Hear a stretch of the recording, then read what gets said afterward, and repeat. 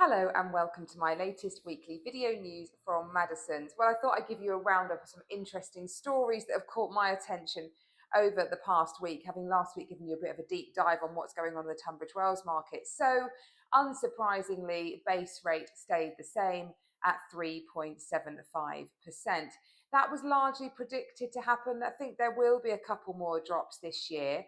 I think the next one will probably come in April. And it's because inflation, it's behaving. It got to 3.6% in December, which is certainly the highest it's been for 5 months. But of course, that has a lot of Christmas spend go into it, so there is always a little bit of a seasonal blip at the end of the year. But if inflation just tips down a little bit, then I think they will look to cut interest rates. Interestingly, it was a very, very close call, 5 to 4 votes to hold base rate the same 4 members of the Bank of England Monetary Policy Committee wanting to drop base rate by 0.25%. Andrew Bailey, chair of the Bank of Governors, voted to hold. Of course, he carries a lot of weight and sway in that room. So yes, if base rate behaves, I think it will come down again. But the mortgage market largely prices it in, to be honest. It gets a sense of what's going to happen. And so many lenders now offering the cheapest rates for 3 years as they expect base rates to start to come down a little bit. And Santander entered that ultra high value mortgage market. So traditionally, those really high loan to value mortgages, those ones where you are putting down a small deposit and borrowing as much as you possibly can, they tend to be the mainstay of the building societies, so like Skipton Building Society. Those slightly more unusual lenders will happily play in that space. They tend to ask a bit more money to reflect the risk of it. So it's unusual for one of the really big lenders to enter that mortgage market. But Santander have, with a 98% mortgage, is available for first-time buyers only who are buying a house. Flats are capped at 95%. You have to have a minimum of £10,000 to put down. You can have a 40-year term, and it's up to a maximum loan of 500,000.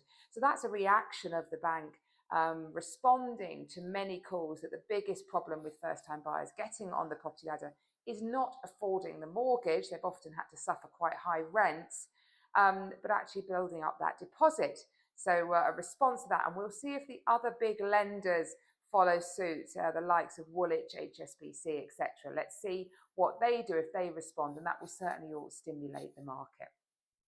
Well, it's coming into the spring market, and an agent can start to feel very, very busy at this time of year. But an interesting article was published as to where are the busiest cities where the estate agents have the highest workload across the country. And number one was Liverpool. So Liverpool has has 116 agents when this poll was done. And those agents are managing just over 4,500 properties, which equates to 39 property sales per agent.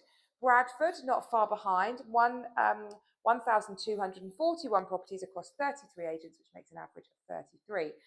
Down here in the south, Brighton is the busiest city after looking at it. I mean, they score quite high. They hold an average of 24 properties. So down here in the south, Tunbridge Wells not seen as a particularly busy agent town. I feel really busy, but anyway, always busy in my world. But Scotland, the lowest, interestingly. So up in Scotland, much, much lower in terms of how many properties they are managing. I wonder if that's to do with their system and how quickly things go through. I don't know, but yes, they're interesting. And another fascinating news article that I was looking at last week, which I think affects us especially down here in the southeast, where we are known for having really, really high values, is the number of £1 million properties that are out there now. So in the pandemic, there was a huge boom. It reached an absolute high. 1 in 40 properties in the pandemic boom around 2021 probably were felt to be worth more than £1 million.